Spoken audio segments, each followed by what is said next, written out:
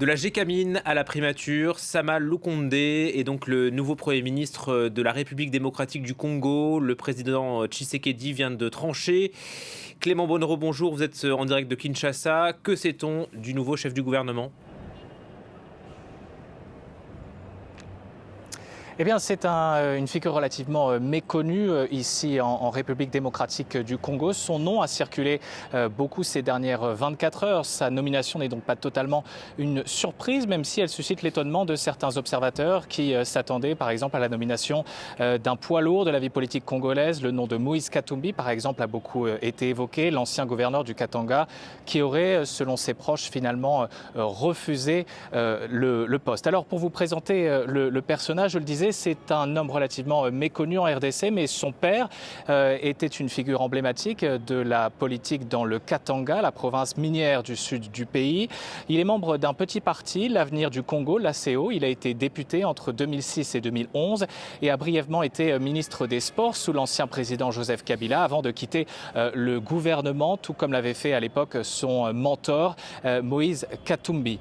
En 2018, lors de l'élection présidentielle, il a pris ses distances par rapport à Moïse Katumbi et s'est rapproché de Félix Tshisekedi, un rapprochement qui a finalement payé pour Sama Lukonde puisqu'il a été nommé directeur général de la Gécamine, la plus grande entreprise minière du pays en 2019, poste qu'il a occupé jusqu'à ce lundi. En tout cas, cette nomination, Clément, intervient après plusieurs bouleversements dans la scène politique congolaise, avec notamment la perte d'influence de l'ancien président Joseph Kabila. Quelle est la portée politique de cette nomination, justement ? Oui, absolument. En quelques semaines, Félix Tshisekedi a réussi à reprendre la main face à son prédécesseur, Joseph Kabila.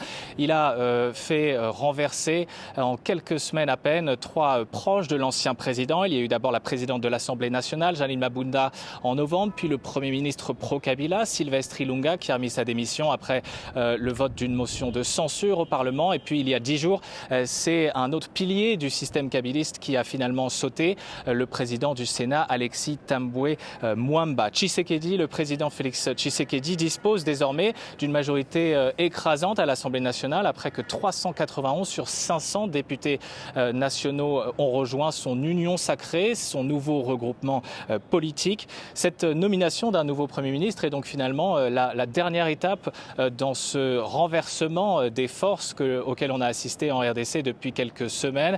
Félix Tshisekedi qui est désormais libre de former un nouveau gouvernement comme il l'entend pour appliquer son programme. Merci beaucoup Clément Bonnereau en direct de Kinshasa. On vous retrouvera sûrement à 21h45 pour le journal de l'Afrique.